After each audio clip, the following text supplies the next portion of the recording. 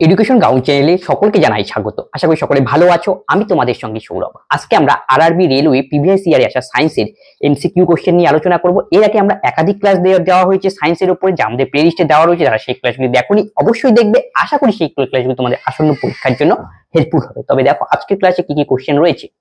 প্রথম কোশ্চেন এখানে বলা হয়েছে চাপের মাত্রিক সূত্র কি, মানে চাপের মাত্রা কি। চাপ মানে কি? চাপ মানে জানতে হবে একক ক্ষেত্রফলের উপর প্রযুক্ত বলকে বলা হয় চাপ। তাহলে চাপ ইকুয়াল টু বল বাই ক্ষেত্রফল। এখান থেকেই আমরা চাপের মাত্রা নির্ণয় করব। তাহলে বলের মাত্রা কি? বলের মাত্রা হলো M L T to the power -2। ব্যাপারটাকে একটু বুঝিয়ে দিচ্ছি। বলের মাত্রা, এই যে রাশিমালাটা ভাবতে হবে। বল ইকুয়াল টু আমরা জানি ভর ইন্টু ত্বরণ। ভর এম আর ত্বরণকে এ ধরলাম। তাহলে ভরের মাত্রা হলো এম, মাস, এম অক্ষর দ্বারা লিখি। আর ত্বরণ মানে কি? বেগের পরিবর্তন বাই সময়। তাহলে বেগের পরিবর্তন বাই সময়, বেগের পরিবর্তন বেগ নিতে হবে। তাহলে এম। আর বেগের মাত্রা কি? বেগ মানে কি? Distance by time. ডিস্টেন্স যদি এল হয় আর টাইম যদি টি হয়, তার মানে এল টি টু দি পাওয়ার -1 হলো বেগের মাত্রা। তাহলে বেগের জায়গায় আমি লিখতে পারবো এল টি টু দি পাওয়ার -1 আর নিচে টি। তাহলে ক্যালকুলেশন করলে আমাদের দাঁড়াবে M L T to the power -2।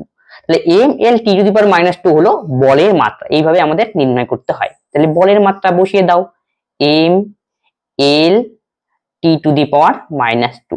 M L T, এই তিনটে মিলিয়ে অক্ষর দিয়ে আমরা দিয়ে কি মাত্রা নির্ণয় করি। এম মানে মাস, এল মানে লেন্থ, টি মানে টাইম। আর ক্ষেত্রফল মানে কি? দৈর্ঘ্য গুণন প্রস্থ, মানে বাহু গুণন বাহু, তার মানে এল স্কয়ার হবে। এল মানে লেন্থ। ক্যালকুলেশন করলেই আমাদের চাপের মাত্রা বের হবে। চাপের মাত্রা হলো এম, উপরে দেখো 1 রয়েছে, তাহলে 1 থেকে এই যে নিচে 2, তাহলে বিয়োগ করতে হবে পাওয়ার গুলো। তার মানে L to the power -1 T to the power -2। M L to the power -1 আর T to the power -2। Option B হবে আমাদের সঠিক উত্তর। এটাই হলো চাপের মাত্রা। এভাবে নির্ণয় করতে হবে। বলের মাত্রাও দেখে আমরা শিখে নিলাম এখান থেকে। ক্ষেত্রফলের মাত্রা আমরা জেনে নিলাম। চাপের একক কি? চাপ মানে বল বাই ক্ষেত্রফল। বলের একক নিউটন আর ক্ষেত্রফলের হলো মিটার স্কয়ার। তাহলে চাপের একক হলো নিউটন পার মিটার স্কয়ার। এই নিউটন পার মিটার স্কয়ার চাপের একক, একেই আমরা বলি পাস্কাল। তাহলে চাপের একক পাস্কাল অথবা এসআই পদ্ধতিতে নিউটন পার মিটার স্কয়ার।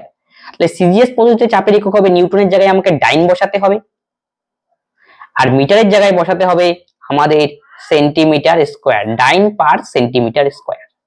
এটা হলো সিজিএস পদ্ধতিতে চাপের একক। সিজিএস পদ্ধতি। নেক্সট কোশ্চেন বলেছে একটি নির্দিষ্ট পরিবারে এক মাসে 320 ইউনিট শক্তি খরচ হয়, সেটাকে জুলে আমাদের নির্ণয় করতে হবে এই শক্তির পরিমাণ। তাহলে এক মাসে টোটাল খরচ হয় 320 ইউনিট। তাহলে 320 ইউনিটকেই আমরা বলি BOT unit, board of trade unit, BOT unit. তাহলে 1 বিওটি ইউনিট ইকুয়াল টু কত জুল, সেটা তোমাকে জানলেই হবে। সেটা দিয়ে গুণ করতে হবে, যেহেতু জুলে আমাকে কনভার্ট করতে হবে। তাহলে 1 BOT unit is equal to 3.6 into 10 to the power 6 joule. তাহলে বিওটি ইউনিট জায়গায় আমরা কি লিখবো? 3.6 into 10 to the power 6 joule. তাহলে 320 into 3.6 into 10 to the power 6 joule. Calculation করতে হবে। 36টা উপরে এখানে শূন্য নিয়ে নিলাম। তাহলে 32 into 36 আমাকে গুণ করতে হবে। 6 দোকানে 12, 12 দিয়ে আসবে। তাহলে 2 দিয়ে আসবে, ইউনিটিতে 2 থাকবে। 52 into 10 to the power 6 joule. তাহলে 1152 into 10 to the power 6 joule হবে আমাদের সঠিক উত্তর, অপশন সি। তাহলে 1 BOT unit is equal to 3.6 into 10 to the power 6 joule.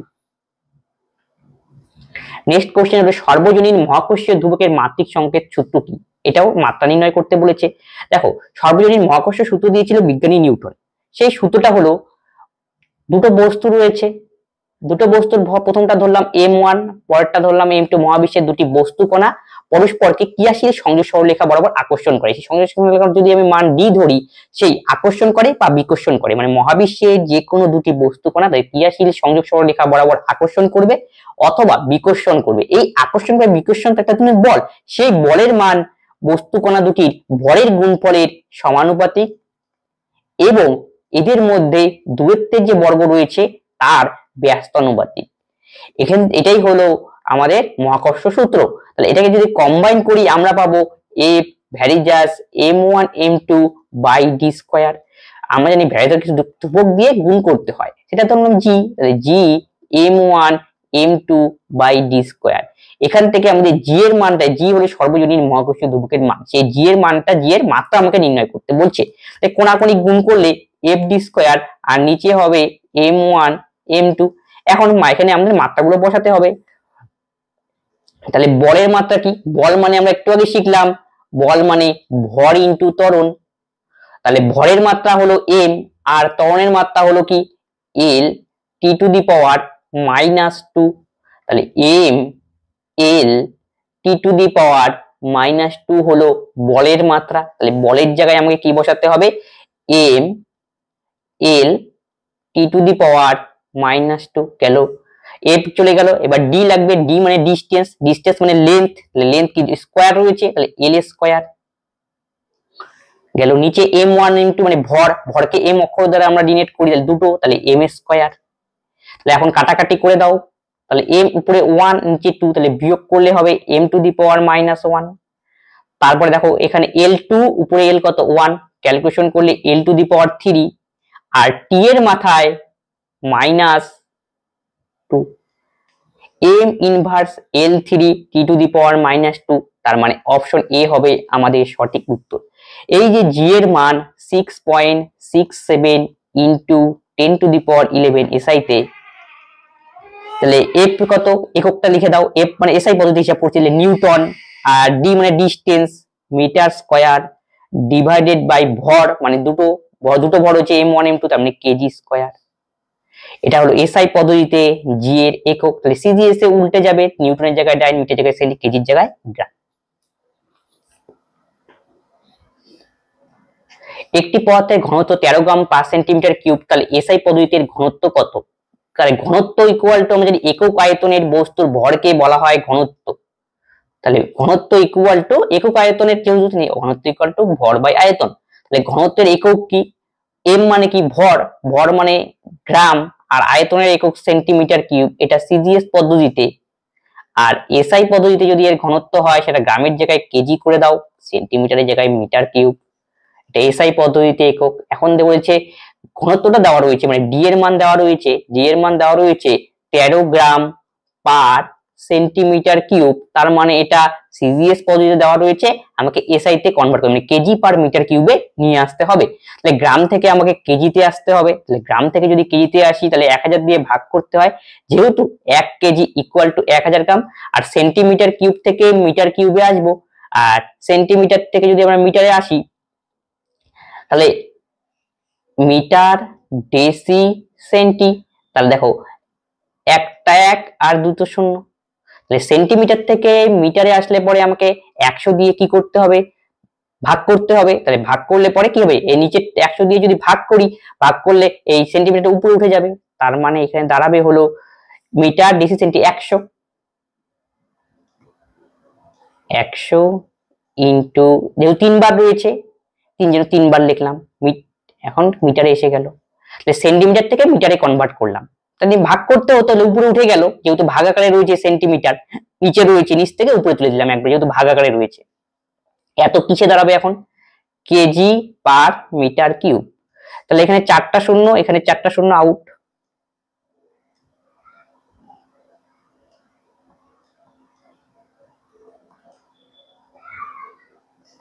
তাহলে এখানে কি রইলো 13 ইনটু 10 এর স্কয়ার।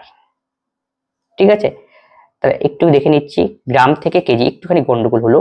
তাহলে গ্রাম থেকে যদি আমরা কেজি করি 1000 দিয়ে ভাগ হবে, একটা বেশি শূন্য বেশি লিখে দিয়েছি, 4টা শূন্য, 1 2 3, তাহলে এখান থেকে কি যাবে? এই একটা, এটা 3টা কাটাকাটি যাবে, তাহলে এখানে একটা শূন্য পড়ে থাকবে, 100 গেল, একটা দুটো, এই যে 3টা, তাহলে এখানে কত রইলো? 13 ইনটু 10 আর একটা শূন্য, 10 কিউব। তার মানে অপশন বি হবে আমাদের সঠিক উত্তর, এত KG per metre cube.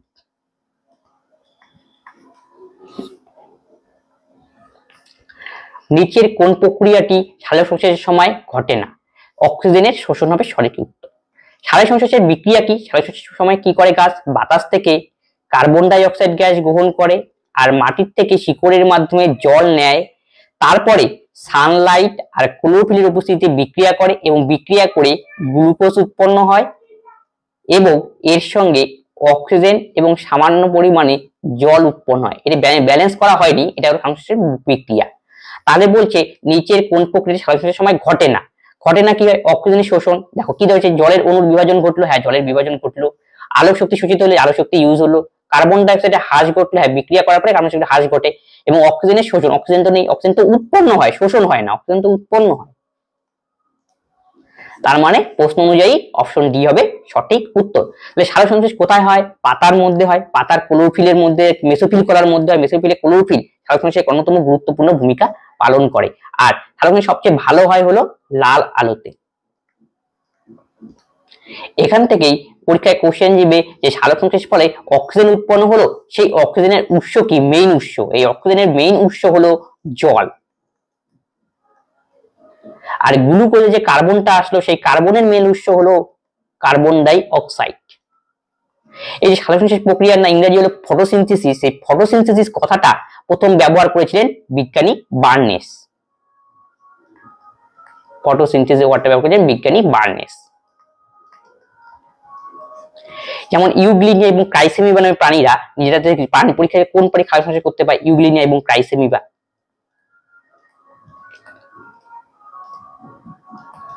ক্রাইসেমিয়া, euglena. আর পরীক্ষাতে কোল্লোরেলা নামে একটা রয়েছে, কোল্লোরেলা এক ধরনের শৈবাল, যাকে নিয়ে যাওয়া হয় মহাকাশে, স্পেস স্টেশনে করে নিয়ে যাওয়া হয় মহাকাশ যানে করে। এই কোল্লোরেলা উদ্ভিদ, কারণ এই কোল্লোরেলা কি সালোক সংশ্লেষ প্রচুর পরিমাণে কি সালোক সংশ্লেষ করে এবং অক্সিজেন উৎপন্ন করে প্রচুর পরিমাণে, এই জন্য।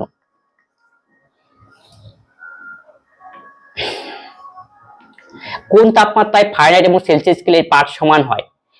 তাহলে সেন্টিগ্রেড স্কেল আর ফারেনহাইট স্কেলের পাঠের মধ্যে একটা সম্পর্ক রয়েছে, সেই সম্পর্ক দিয়ে আমরা এটা করব। c/5 f - 32/9, তাহলে সমান হবে। তার মানে আমি f এর জায়গায় c বা c এর জায়গায় f লিখতে পারি, ইচ্ছা সেটা তোমার। আমি f এর জায়গায় c লিখে দিলাম, তাহলে c - 32/9 কোনাকুনি এবার গুণ করব। 9c = 5c, 5 দোকানে 10, 3 × 5 = 15, একে 16, তাহলে এটা বিভে যায়, তাহলে হবে 4c = -160, তাহলে c = -40, তাহলে -40 ডিগ্রি সেন্টিগ্রেড হবে আমাদের সঠিক উত্তর। মানে 40 ডিগ্রিতে 40 ডিগ্রি হবে, মানে 40 ডিগ্রিতে সেলসিয়াস আর ফারেনহাইট স্কেলের মান কি সমান। এই কোশ্চেনটা আছে -40-এ, কিন্তু সেটা আবার মনে রাখতে হবে। তাহলে গেল। আবার দেখো T = T + 273, এটা হলো কেলভিন স্কেল আর সেন্টিগ্রেড স্কেলের মধ্যে সম্পর্ক, এটা কেলভিন। পরীক্ষায় তোমাকে জিজ্ঞেস করতে পারে -273 ডিগ্রি সেন্টিগ্রেড = ড্যাশ কেলভিন, তাহলে অ্যান্সার কি হবে? তখন সেন্টিগ্রেড থেকে কেলভিনে বানাতে গেলে তার সঙ্গে 273 জুড়ে দিতে হয়। তার মানে -273 + 273 যদি আমরা যোগ করি তাহলে 0 হবে, 0 কেলভিন। এইভাবে সেন্টিগ্রেড থেকে আমরা কেলভিনে কনভার্ট করি, আর এখান থেকে সি থেকে এফ এ কনভার্ট করা যাবে এই ফর্মুলা দিয়ে। হাড়ের কোষগুলি কিসের হার্টে ম্যাট্রিক্সে খচিত হয়? মানে হাড়ের মধ্যে কি উপাদান থাকে? মোদ্দা কথা ক্যালসিয়াম এবং ফসফরাস পাওয়া যায় হাড়ের মধ্যে। হাড়ের মেইন উপাদান হলো ক্যালসিয়াম এবং ফসফরাস। আমাদের শরীরে 206টা হাড় থাকে এবং শিশুদের অবস্থায় থাকে 300টি প্রায় শিশু। আমাদের সবচেয়ে বড় হাড় হলো ফিমার, সবচেয়ে বড় হাড় ফিমার, আমাদের উল্টে থাকে পায়ে। আর সবচেয়ে ছোট হাড় হলো স্টেপিস, ছোট হাড় স্টেপিস। আমাদের কানে দেখতে পাওয়া যায় স্টেপিস। 3 ধরনের হাড় থাকে, মেলিয়াস, ইনকাস, স্টেপিস আমাদের কানের মধ্যে। এখান থেকে যদি বলি বোন আর বোন কানেকশন হয় কার মাধ্যমে?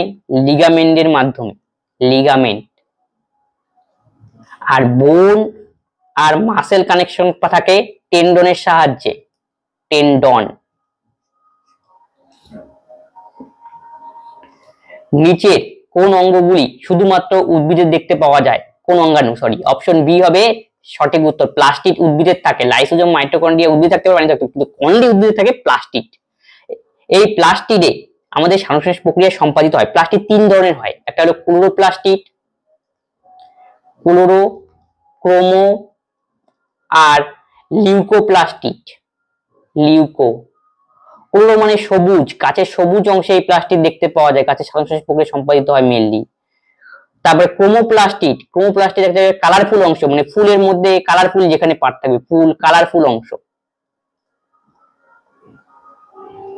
লিউকো মানে হোয়াইট, সাদা, সাদা পোর্শনের মধ্যে দেখতে পাওয়া যায়, যেমন গাছের মূলের মধ্যে থাকে লিউকোপ্লাস্টিড, মূলে। এই যে মাইটোকন্ড্রিয়া রয়েছে দেখছো, মাইটোকন্ড্রিয়াকে কি বলা হয়, কোষের power house of the cell, power house of the cell মানে কোষের শক্তি ঘর। এক অণু গ্লুকোজ জালিত হয়ে 38 অণু এটিপি উৎপন্ন হয়, এক অণু গ্লুকোজ থেকে 38 অণু এটিপি 38 অণু এটিপি উৎপন্ন হয়, মানে শক্তি উৎপন্ন হয়, অ্যাডিনোসিন ট্রাইফসফেট। তাহলে মাইটোকন্ড্রিয়াকে power house of the cell বলা হয়। আর লাইসোজোমকে বলা হয় আত্মঘাতী থলি, মানে আমাদের জীর্ণ কোষগুলিকে ধ্বংস করা লাইসোজোমের কাজ, জীর্ণ কোষকে ধ্বংস করতে ভালো কোষকে ধ্বংস করে, এই জন্য লাইসোজোমকে বলা হয় আত্মঘাতী থলি, ঘাতী থলি, ইংরেজিতে suicide bag of the cell. কোন সংকর ধাতুর মধ্যে দস্তা, তামা ও নিকেল উপস্থিত থাকে? জার্মান সিলভার হবে সঠিক উত্তর। জার্মান সিলভার কপার, জিঙ্ক আর নিকেল দিয়ে তৈরি হয়। জার্মান সিলভার রৌ থাকতে পারে, ঠিক আছে। Copper, zinc, nickel. এখানের মধ্যে একটা কোশ্চেন জিজ্ঞেস করে যে জার্মান সিলভারের মধ্যে কোন ধাতুটি থাকে না? অপশনের মধ্যে সিলভার দেওয়া থাকে, সিলভার কিন্তু থাকে না, জার্মান সিলভার, সিলভার থাকে না। এভাবে ঘুরিয়ে কোশ্চেন জিজ্ঞেস করে। একটি বস্তু স্থির অবস্থা থেকে 5 মিটার পার সেকেন্ড স্কয়ার ত্বরণ অর্জন করে 5 সেকেন্ড পরে ওই বস্তুটির বেগ কত হবে? এটা করতে গেলে আমাদের এই ফর্মুলা ইউজ করতে হবে, v = u + at। v মানে অন্তিম বেগ, আর স্থির অবস্থায় যাতে শুরু হলে u মানে প্রাথমিক বেগের মান, তার মানে 0, আর a মানে ত্বরণের মান 5 মিটার পার সেকেন্ড স্কয়ার, আর টাইম হলো 5 সেকেন্ড।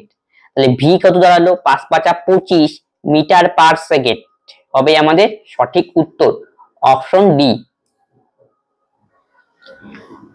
ম্যান্ডেলিপের পর্যায় সারণী ড্যাশের ওপর নির্ভর করে তৈরি হয়? পারমাণবিক ভরের উপর নির্ভর করে তৈরি হয় ম্যান্ডেলিপের পর্যায় সারণী। আর আধুনিক দীর্ঘ পর্যায় সারণী রয়েছে, সেটা আধুনিক দীর্ঘ, সেটা হলো পারমাণবিক সংখ্যা। আধুনিক দীর্ঘ হলো পারমাণবিক সংখ্যা, সেটা মনে রাখতে হবে তোমাদের। পর্যায় সারণীতে যখন প্রথম আবিষ্কার হয়েছিল সেখানে কয়েকটা, মানে ম্যান্ডেলিপ যেটা করেছিল সেখানে 7টি পর্যায় ছিল, পর্যায়, ঠিক আছে। আর আধুনিক দীর্ঘ পর্যায় সারণীতে 7টি পর্যায় রয়েছে, সেম।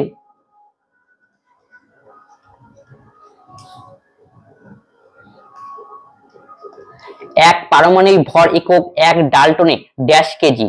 তাহলে এক পারমাণবিক ভর মানে অ্যাটমিক মাস ইউনিটের কথা বলা হয়েছে, atomic mass unit AMU equal to কত? এই সঠিক উত্তর হবে 1.66 ইন্টু 10⁻⁻27 কেজি। তাহলে atomic mass unit equal to 1.66 into 10⁻⁻27 kg. যখন একটি ধাতু জলের সাথে বিক্রিয়া করে তখন কোন গ্যাস উৎপন্ন হয়? Hydrogen gas. উদাহরণ নিয়ে দেখো, তাহলে তোমরা যে পেলাম কোশ্চেন, যেমন সোডিয়াম ধাতু, তার সঙ্গে জলের বিক্রিয়া করিয়ে নাও, দেখো কি উৎপন্ন হয়, NaOH আর হাইড্রোজেন উৎপন্ন হবে। তাহলে কোন গ্যাস উৎপন্ন হয়? সব, তাহলে হাইড্রোজেন গ্যাস উৎপন্ন হয়, অপশন সি হবে এর সঠিক উত্তর। নিম্নলিখিত ধাতুর মধ্যে কোনটি ঘরের স্বাভাবিক উষ্ণতায় তরলে পরিণত হয়? অপশন ডি পারদ। পারদ একটা ধাতু, থার্মোমিটারে ব্যবহার করা হয়। পারদ হলো তরল ধাতু, তরল ধাতু, পারদ হলো তরল ধাতু। আর যে ব্রোমিন রয়েছে, ব্রোমিন হলো তরল অধাতু, অধাতু। টাংস্টেন ধাতু, টাংস্টেনকে বাল্বের ফিলামেন্টের মধ্যে ব্যবহার করা হয়। নিউল্যান্ডের অষ্টক নিয়ম অনুযায়ী শুধুমাত্র লাগু হয় যে পর্যন্ত, তা হলো অপশন বি হবে সঠিক উত্তর, ক্যালসিয়াম। নেক্সট কোশ্চেন, একটি 1 কেজি বস্তু 30 মিটার উচ্চতা থেকে ভূপাতিত হলে মধ্যাকর্ষণে যে কাজটি করেছে তা হবে, ধরি জি এর মান এখানে দেওয়া রয়েছে, তার মানে 1 কেজি কোনো বস্তুকে 30 মিটার উচ্চ থেকে ভূপাতিত হলো, তাই যে ভূপাতিত হচ্ছে 1 কেজি ভরের বস্তু 30 মিটার উঁচু কোনো খান থেকে, তাহলে মধ্যাকর্ষণ যদি কাজ করে তাহলে তা কত হবে, মানে শক্তির মানটা আমাকে নির্ণয় করতে হবে। এখানে আসলে স্থিতিশক্তি আমাকে বের করতে বলেছে, স্থিতিশক্তি হবে এম জি এইচ। এম এর মান এখানে 1 কেজি আর 30 মিটার উচ্চতা, আর এইচ এর মান হলো 30 মিটার আর জি এর মান হলো 10 মিটার পার সেকেন্ড স্কয়ার। তাহলে আমাদের এটাই হলো জুলে বাজবে একক যে শক্তি। তাহলে 3 2 0 মানে 300 জুল হবে আমাদের সঠিক উত্তর। যান্ত্রিক শক্তি কি? যান্ত্রিক শক্তি মানে টোটাল এনার্জি। টোটাল এনার্জি আমরা বলতে পারি কাইনেটিক এনার্জি প্লাস পোটেনশিয়াল এনার্জির যোগফল হলো টোটাল এনার্জি। তাহলে কাইনেটিক এনার্জি মানে আমাদের গতিশক্তি, গতিশক্তি মানে হলো হাফ এম ভি স্কয়ার, আর পোটেনশিয়াল এনার্জি মানে স্থিতিশক্তি এম জি এইচ। এই দুয়ের সমন্বয়ে তৈরি হয় টোটাল এনার্জি। তাহলে এখানে সঠিক উত্তর হবে অপশন বি, একটি বস্তুর গতিশক্তি এবং স্থিতিশক্তির যোগফল। নিম্নলিখিত এর মধ্যে কোনটি উপাদানটি ম্যান্ডেলিপের পর্যায়সারণীতে নিশ্চিত রূপে স্থান খুঁজে পায়নি? এটা হবে হাইড্রোজেন। এই জন্য হাইড্রোজেনকে বলা হয় দুষ্ট মৌল। দুষ্ট মৌল। হাইড্রোজেন ক্ষার ধাতুর সঙ্গে প্রথম শ্রেণীতে থাকা ক্ষার ধাতুর সাথেও মিলে যায়। আবার হ্যালোজেন ধাতুর সঙ্গেও কি এদের ধর্মের সাদৃশ্যতা রয়েছে। ধাতু এবং হ্যালোজেনের সাথেও, হ্যালোজেন মৌলের সাথেও, হ্যালোজেন মৌলের সাথে সাদৃশ্যতা রয়েছে। এর জন্য এর অবস্থান নিয়ে একটু কি অসন্তুষ্ট সম্পন্ন রয়েছে। এর জন্য একে বলা হয় হাইড্রোজেনকে দুষ্ট মৌল। হ্যালোজেন মৌল মানে কি ফ্লোরিন, ক্লোরিন, ব্রোমিন, আয়োডিন, এদেরকে বলা হয় হ্যালোজেন মৌল। এরা 17 নম্বর শ্রেণীতে অবস্থান করে।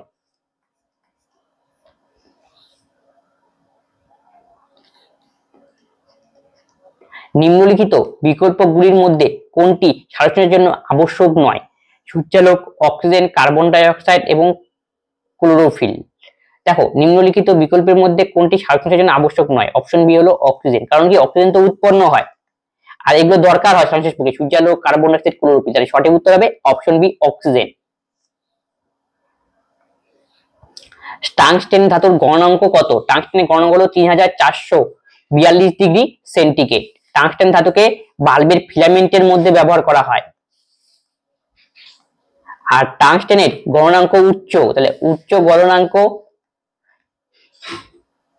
এবং উচ্চ রোধ বিশিষ্ট। উচ্চ রোধ। যদি এদের গলনাঙ্ক বেশি বলেই ব্যবহার করা হয়, কম গলনাঙ্ক তো অল্পতেই বাল্বের কি ফিলামেন্ট গলে যেত, এই জন্য ব্যবহার করা হয় না। এই জন্য টাংস্টেনকে ব্যবহার করা হয়, কারণ টাংস্টেনের গলনাঙ্ক সহজেই কি তাপ উৎপন্ন হলে সহজেই গলবে না, তাহলে বাল্বটা টেকসই বেশি হবে। একটি 10 কেজি ওজনের বস্তু 5 মিটার পার সেকেন্ডে গতি চললে বস্তুর গতিশক্তি কত হবে? গতিশক্তির ফর্মুলা এখানে ইউজ করতে হবে। তাহলে গতিশক্তি ফর্মুলা হলো হাফ এম ভি স্কয়ার। তাহলে হাফ এম এর মান হলো 10 কেজি আর ভি এর মান 5, 5 5 25, 2 দিয়ে কাটাকাটি করো, 5 25 সঙ্গে 125 জুল হবে আমাদের সঠিক উত্তর অপশন ডি। নিচের কোনটি হুইটেকারের 5 কিংডমের শ্রেণীবিন্যাসের অংশ নয়? প্রোটোজোয়া হবে সঠিক উত্তর। হুইটেকার কি যে শ্রেণীবিন্যাস করেছিলেন, তিনি 5 রাজ্যের শ্রেণীবিন্যাস করেছিলেন। কতগুলো রাজ্য? 5 রাজ্য। 5 রাজ্যের 3 রাজ্য এখানে রয়েছে, অ্যানিমিলিয়া, প্রোটেস্টা, ফাঙ্গি। তাহলে আর দুটো হলো মোনেরা আর হলো প্লান্টি। প্লান্টি মানে উদ্ভিদ আর মোনেরা মানে ব্যাকটেরিয়া। তার মানে অ্যানিমিলিয়া, প্রোটেস্টা, অ্যানিমিলিয়া প্রাণী, অ্যানিমিলিয়া, প্রোটেস্টা, ফাঙ্গি 3, এই যে মোনেরা 4 আর প্লান্টি 5। এই 5টা যে শ্রেণীবিন্যাস করেছিলেন হুইটেকার, এটা তোমরা মনে রাখবে। আর শ্রেণীবিন্যাসের জনক কাকে বলা হয়? কার্লাস লিনিয়াসকে। ট্যাক্সোনমির জনক লিনিয়াস। কে বলা হয় father of taxonomy? Father of taxonomy. অথবা দ্বিপদ নামকরণের জনকও বলা হয়। দ্বিপদ নামকরণের জনক, আমরা যে বিজ্ঞানসম্মত নাম দিই সেই নামকরণ করণের জনক। এছাড়াও এইটা কোশ্চেন দিতে হুইটেকারের 5 শ্রেণীবিন্যাসের নাম বলে দিলাম। এছাড়াও প্রোটোজোয়া এখানে রয়েছে এবং ভাইরাস ও লাইকেনের স্থান নেই, হয়নি এদের। ভাইরাস ও লাইকেনের, এটা মনে রাখবে, এটাও আসে পরীক্ষায়। ভাইরাস আর লাইকেন,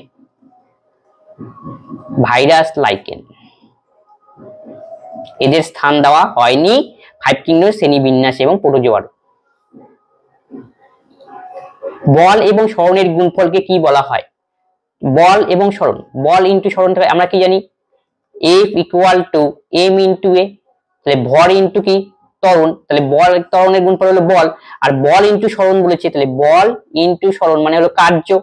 কোনো বস্তুর উপর বল প্রয়োগ করলে যদি বস্তুর প্রয়োগ বিন্দু সরণ হয় তখন তাকে বলি আমরা কার্য হয়েছে, তাহলে কার্য ইকুয়াল টু বল ইন্টু সরণ, তার বলছে বল ও সরণের গুণফল কার্য, অপশন এ হবে আমাদের সঠিক উত্তর। বল ইকুয়াল যদি বলতো সেটা ভর এবং ত্বরণের গুণফল, তখন আমরা সেটাকে বলতাম বল। তাহলে কার্যের এসআই একক হলো জুল, এসআই পদ্ধতিতে কার্যের একক জুল, আর সিজিএস পদ্ধতিতে কার্যের একক হলো আর্ক।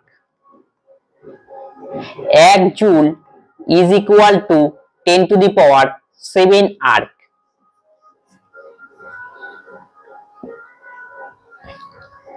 পরমাণু শব্দটির উদ্ভাবন কে করেছেন? ডেমোক্রিটাস হবে এর সঠিক উত্তর। রাদারফোর্ড জন ডাল্টনকে বলা হয় পরমাণুবাদের জনক, পরমাণুবাদের জনক, বাদের জনক। থমসন আবিষ্কার করেছিলেন ইলেকট্রন, রাদারফোর্ড আবিষ্কার করেছিলেন প্রোটন, আর ইলেকট্রন নিউটন আবিষ্কার করেছিলেন স্যাডউইক।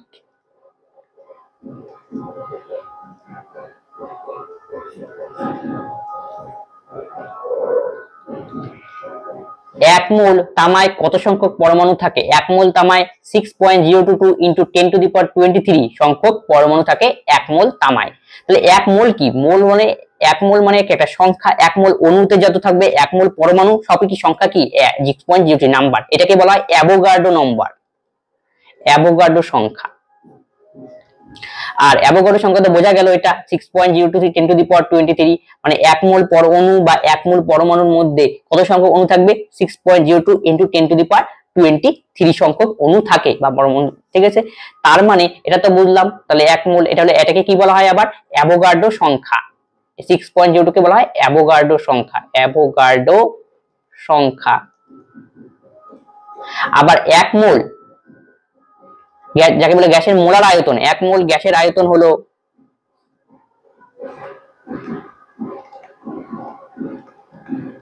22.4 লিটার, বা গ্যাসের মোলার আয়তন কত যদি জিজ্ঞেস করে 22.4 লিটার। ক্ষমতাকে কিভাবে সংজ্ঞায়িত করা হয়? ক্ষমতা ইকুয়াল টু আমরা জানি কার্য বাই সময়, তার মানে কার্য করার হারকেই, সময় মানে নিচে মানে বোঝাচ্ছে হার, কার্য করার হারকেই বলা হয় সময়, সে ক্ষমতা। তার মানে অপশন এ হবে সঠিক উত্তর, কার্য করার হার বা শক্তি স্থানান্তরের হারকে বলা হয় ক্ষমতা। তাহলে ক্ষমতা ইজ ইকুয়াল টু কার্য বাই সময়। তাহলে ক্ষমতার এসআই একক কি হবে আমাদের? এসআই একক হবে কার্যের একক জুল এসআই পদ্ধতিতে, আর সময় একক সবসময় সেকেন্ড, জুল পার সেকেন্ড। আর সিজিএস পদ্ধতিতে ক্ষমতার একক হবে আর্ক পার সেকেন্ড, আবার জুল পার সেকেন্ডকে বলা হয় ওয়াট। তাহলে এখান থেকে আরেকটা জিনিস, ক্ষমতার যে হর্স পাওয়ার বলি আমরা, তাহলে 1 horse power is equal to 746 watt. নিম্নে উল্লেখিত কোন তত্ত্বটি ব্যাপন সম্পর্কে সত্য নয়? তাহলে দেখ কি হচ্ছে, তরল বা কঠিনের তুলনায় গ্যাসের ব্যাপন হার বেশি। অবশ্যই ব্যাপন শুধুমাত্র তখনই সম্ভব যখন পদার্থ ক্রমাগত চলতে থাকে, এটাও ঠিক রয়েছে। গ্যাসের ব্যাপন, এটা ব্যাপন হবে ব্যাপনের হার তাদের আয়তনের উপর নির্ভর করে, এটা ভুল, মানে প্রশ্ন অনুসারী এটা তো ভুল দেওয়া রয়েছে। প্রশ্ন বলছে নিম্নের কোন তথ্যটি ব্যাপন সম্পর্কে সত্য নয়, তাহলে অপশন সি এটা সত্য নয়। ব্যাপন হলো উচ্চ ঘনত্ব থেকে নিম্ন ঘনত্বে কানার কি গতিবিধি, এটাও ঠিক আছে। তাহলে ব্যাপনটা কি একটু বুঝে নিই, তাহলে তোমাদের এই কনসেপ্ট গুলো ক্লিয়ার হয়ে যাবে। ব্যাপন মানে কি? মনে করো ঘরে একটা ধূপকাঠি ধরানো হলো, ধূপকাঠি সেই সেন্টটা সারা ঘরের মধ্যে ছড়িয়ে যাবে, তাহলে এখানে যে ঘনত্বটা কি ছিল? বেশি ছিল না? তারপর ঘরে ছড়িয়ে গেলে ঘনত্ব আস্তে আস্তে কি হয়? কমতে থাকে। তার মানে কি বেশি ঘনত্ব থেকে কম ঘনত্বের দিকে ছড়িয়ে পড়ে। তার মানে অপশন ডি কথাটা ঠিকই রয়েছে। তরল বা কঠিনের তুলনায় গ্যাসের ব্যাপনের হার বেশি। তুমি চিন্তা করো কোনটা আগে ছড়ায় বেশি? মনে করো কঠিন, সলিড, সলিড, লিকুইড, গ্যাস, তাহলে কোনটা তাড়াতাড়ি ছড়াবে? কার অণুগুলো ফাঁকা ফাঁকা থাকে? গ্যাসের অণুগুলো। তার তুলনায় লিকুইড গ্যাসের অণুগুলো ফাঁকা ফাঁকা বেশি থাকে, আর লিকুইডটা একটু ঘন ঘন থাকে, তারপরটা সলিডে একদম ঘন থাকে। কোনটা ছড়ানোর সম্ভাবনা বেশি আগে? গ্যাসেরটা। তার মানে কোনটা বেশি ছড়াবে? এটা। তাই প্রশ্নে কি বলেছে? ব্যাপন হলো উচ্চ ঘনত্ব থেকে গেল ব্যাপন, তরল বা কঠিনের তুলনায় গ্যাসের ব্যাপনের হার বেশি হবে, গ্যাসের বেশি। তারপরে হলো কি লিকুইডের, তারপরে সলিড। সবচেয়ে ব্যাপনে আর গ্যাসের, গ্যাসটা দ্রুত ছড়িয়ে পড়ে, তারপরে লিকুইড ছড়ায়, সলিড তো সবাই এক জায়গায় স্থির অবস্থায় থাকে, তারপরে সলিড সবচেয়ে কম। ক্লিয়ার? তারপরে তার মানে এটা হলো কি তরল বা গ্যাসের তুলনায় গ্যাসের ব্যাপন বেশি, এটা বোঝা গেল। ব্যাপন শুধুমাত্র তখনই সম্ভব যখন পদার্থের কোটাগুলো কম জড়িত হয়। একটা দুগ্ধ জড়ালে সেই সেন সারা ঘরে ছড়িয়ে পড়বে, তারপরে অণুগুলো দিয়ে ছড়াছড়ি করছে। তার মানে বি নম্বরটাও ঠিক রয়েছে। তার মানে সি নম্বর কি গ্যাসের ব্যাপন আয়তনের উপর নির্ভর করে না, ঘনত্বের উপর নির্ভর করে, এটা আমাকে মনে রাখতে হবে। আর ব্যাপনে কি যেখানে ঘনত্ব বেশি, এখানে ঘনত্ব বেশি, বেশি ঘনত্বে কম ঘনত্বের দিকে ছড়িয়ে পড়ে যায়, যেখানে ঘনত্ব বেশি সেই বেশি ঘনত্ব থেকে কম ঘনত্বের দিকে ছড়িয়ে পড়ে। এটা হলো ব্যাপনের প্রপার্টি। তার মানে প্রশ্ন অনুযায়ী অপশন সি হবে কারেক্ট অ্যান্সার। আশা করি বোঝা গেল এটা ব্যাপন। ব্যাপন তো বুঝলাম, বেশি ঘনত্ব থেকে কম ঘনত্বের দিকে গ্যাসের বা কোনো কিছুর অণুগুলি ছড়িয়ে পড়বে, সেই ঘটনাই হলো ব্যাপন। তাহলে অভিস্থাপন মানে কি? অভিস্থাপন মানে কি? কম ঘনত্বের দ্রবণের দাবক বেশি ঘনত্বে প্রবেশ করে। মনে করো এখানে একটা আলু কাটা রয়েছে, এখানে একটা বেশি ঘনত্বের দ্রবণ দেওয়া রয়েছে, এখানে হালকা জল দেওয়া রয়েছে। তাহলে কি কম ঘনত্বের দ্রবণের দাবক বেশি ঘনত্বের দ্রবণে প্রবেশ করবে, এটাই হলো ব্যাপার। আর অভিস্থাপন, আর অভিস্থাপনের সময় সব সময় অর্ধবেদ্য পদ্মা প্রয়োগ করতে হয় কন্ডিশনের মধ্যে। অর্ধবেদ্য পদ্মা থাকবে 1 নম্বর কন্ডিশন। 2 নম্বর কন্ডিশন, কম ঘনত্ব থেকে কম ঘনত্বের দাবক বেশি ঘনত্বের দ্রবণে প্রবেশ করবে, এটা হলো মেইন কনসেপ্ট। কম ঘনত্বের দাবক বেশি ঘনত্বের দ্রবণে প্রবেশ করবে, বেশি ঘনত্বের দ্রবণে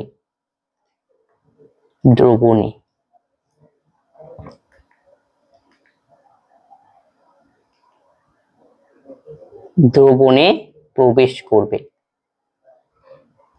এই হলো কনসেপ্ট। তাহলে দুটি ভিন্ন ঘনত্বের তরলকে অর্ধবেদ্য পদার্থ থেকে আলাদা করা থাকতে হবে, এবং কম ঘনত্বের দ্রবণের দাবকটা মানে জল আর চিনি দেওয়া রয়েছে দ্রবণের মধ্যে, জলটা প্রবেশ করবে, কম ঘনত্বের দ্রবণে দাও বেশি ঘনত্বের দ্রবণে প্রবেশ করবে, সেটাই হলো অভিস্থাপন। এখান থেকে একটা কোশ্চেন আসে, আমরা এই বাইরে কিসমিস দেখতে পাই, সেই কিসমিসকে জলে ডোবালে কিসমিসটা আস্তে আস্তে ফুলে ওঠে। কারণ কি? দেখো বাইরের দ্রবণের গাঢ়ত্ব কি কম, আর ভেতরের দ্রবণের গাঢ়ত্ব কি বেশি, আর কিসমিসের পর্দাটাকে অর্ধবেদ্য রূপে কাজ করে, মানে জলের ঘনত্ব কম আর কিসমিসের দ্রবণের গাঢ়ত্ব বেশি, তাহলে কম ঘনত্বের দ্রবণের দাবক গুলো চিনির মধ্যে প্রবেশ করলো, যেহেতু এটাই হলো অভিস্থাপনের প্রপার্টি, কম ঘনত্বের দ্রবণের দাবক বেশি ঘনত্বের দ্রবণে প্রবেশ করে, এই জন্য কিসমিসটা ফুলে ওঠে, এই হলো কারণ। আজকের ক্লাসে এই 27 খানা কোশ্চেন ছিল, আমরা ডিটেইলসে আলোচনা করলাম। যদি কোনো কোশ্চেন তোমাদের ডাউট হয় অবশ্যই তোমরা কমেন্ট বক্সে কমেন্ট করবে, এবং বন্ধুদের সঙ্গে এই ক্লাসগুলি শেয়ার করে সকলেই এই ক্লাসগুলি থেকে উপকৃত হয়। তবে আজকের ক্লাসে আমরা এখানেই শেষ করছি, পরবর্তী ভিডিওতে আবার দেখা হচ্ছে। ধন্যবাদ।